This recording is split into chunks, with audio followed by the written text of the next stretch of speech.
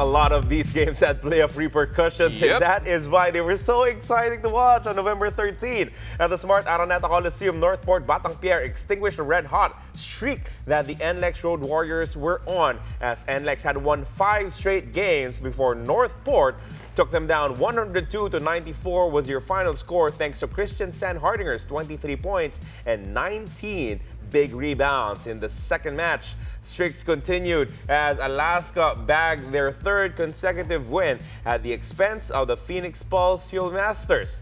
The Alaska Aces also sent Phoenix to their 4th straight loss and eliminated them from playoff contention in our Governor's Cup. So many playoff implications there. Now, on November 15, still at the Smart Araneta Coliseum, Doug Kramer played his final game of his PBA career. Blackwater tried to spoil his despedida as they held the lead late in the 4th quarter. But Matthew Wright would not let Kramer exit without a win. He hit big shots to force overtime and hit another 3-pointer in OT to lift the Phoenix Pulse Fuel Masters to a win. Funnest non-bearing game ever. Oh, it was great. It was fantastic. Now, in the second game, Barangay Ginebra overcame the test of the Colombian Jeep to secure their twice-to-beat advantage in the quarterfinals.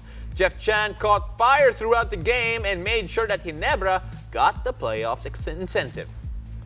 On Saturday, November 16, the PBA was in Davao for a big battle between the Magnolia Hotshots Pambansang Manok and the TNT Katropa. The Katropa went into the game coming from back-to-back losses, and their mission was to end that slump. But Magnolia had other plans in mind as the Hotshots leaned on Romeo Travis to get the important victory. TNT still has one more shot, though, at getting a top 4 spot as they take on SMB.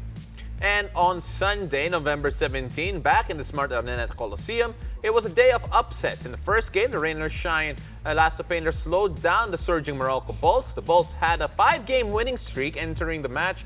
They were also up double digits in the 3rd quarter. But Rain or Shine went on a big run to take the win. In the second game, Northport closed out their elimination round with a win over Barangay Ginebra. Michael Qualls starred for them and secured them a seat in the quarterfinals.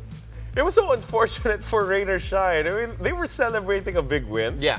And then after the result of the second game, they were told that, oops, you didn't make it. You didn't make it. Yeah. And PBA lead statistician Fidel Mangono tweeted that they only needed 1 point for themselves or 1 point less for Alaska or Colombian in their matches to be able to get a shot at maybe playing for a playoff spot. That's just unfortunate for Rain or Shine. But, you know, that should just serve as a lesson that you have to treat each and every game with utmost importance, because in this short elimination round that we have, every win is important. Well, actually, at this point, every point is important. That's every true. point you have to battle for it.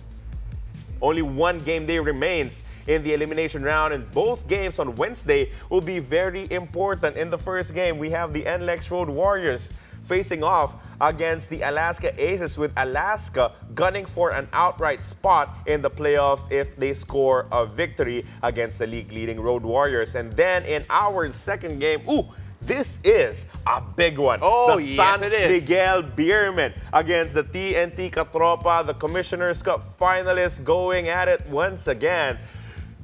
It is interesting for more ways than one. Interesting not just because of the matchup, but because of the situations that these two teams are currently involved in, and we will leave it at that. Yes. I mean, this may not necessarily be the highest point of the conference for either of these teams for multiple reasons, but you know what?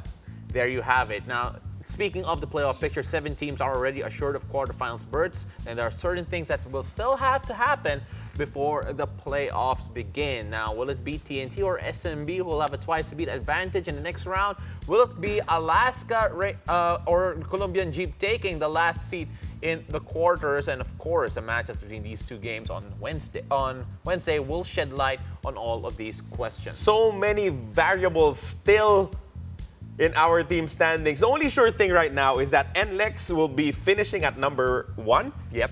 And Magnolia will be at number 6. All the other spots for all of these different teams are still, it could still be determined in our final play date, because TNT, if they win, will take the 2nd spot. Yeah. If they lose, they take the 5th spot. So that is a big fall, which just means that the game on Wednesday will be so important. Yes, and you also have to figure out if you're those other teams, you're wondering, who do we want to play? Yep. Who would we rather not face? All of that will be answered in the next game day. But for now, we have a lot more to talk about here on Shoot Around, so stick around.